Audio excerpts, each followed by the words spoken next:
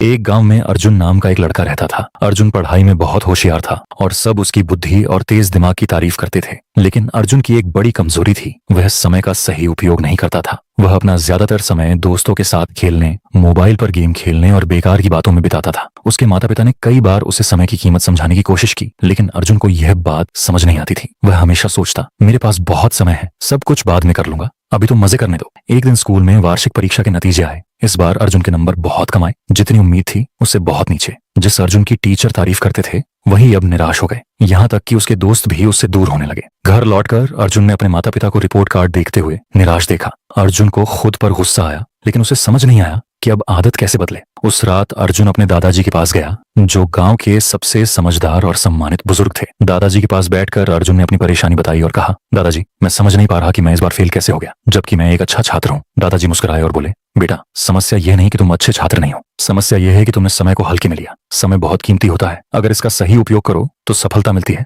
और अगर इसे बर्बाद करो तो ये पीछे खींच लेता है। अर्जुन ने हैरानी से पूछा, लेकिन दादाजी, समय तो हमेशा होता है ना, मैं बाद में भी सब कर सकता हूँ। दादाजी गंभीर होकर बोले, नहीं बेटा, समय नदी के बहते पानी जैसा है, जो बह गया वो कभी वापस नहीं आता। चलो मैं तुम्हें एक कहानी सुनाता हूँ, जिससे तुम्हें समय की कीमत समझ में आएगी। दादाजी ने कहानी शुरू की। बहुत समय पहले विक्रम नाम का एक शक्तिशाली राजा था। उसके पास बहुत धन दौलत, भव्य महल और ढेरों नौकर थे, लेकिन उसे भी समय बर्बाद करने की आदत थी। वह देर से उठता, दरबार की जगह दोस्तों के साथ समय बिताता और हर काम कल पर टाल देता। एक दिन एक साधु उसके दरबार में आया और बोला, राजा जी, आपके पास सब कुछ है, लेकिन आप अपनी सबसे कीमती चीज समय को बर्बाद कर रहे हैं। अगर आपने इसे सही से नहीं अपनाया तो एक दिन आपको पछताना पड़ेगा। राजा हंसते हुए बोला, मेरे पास बहुत समय है, मैं जब चाहूं तब कर सकता हूँ। साधु ने चेतावनी दी, समय को हल्के में मत लो, ये सबसे बड़े राजाओं को भी बर्बाद कर सकता है। लेकिन राजा ने बात नहीं मानी। सालों बीत गए, राजा बूढ़ा हो गया, उसका स्वास्थ्य बिगड़ गया, सेना हारने लगी और जनता का विश्वास भी खो गया। तब राजा को समझ आया कि उसने अपना समय बेकार की चीजों में गंवा दिया। वह उस साधु को ढूंढने निकला, लेकिन वह कहीं नहीं मिला। अब राजा को पछतावा हुआ, लेकिन तब तक बहुत देर हो चुकी थी। उसने समझा कि असली खजाना तो समय है। ये कहानी सुनकर अर्जुन सोच में पड़ गया। उसे पहली बार महसूस हुआ कि उसने कितना कीमती समय बर्बाद कर दिया। उसने पूछा,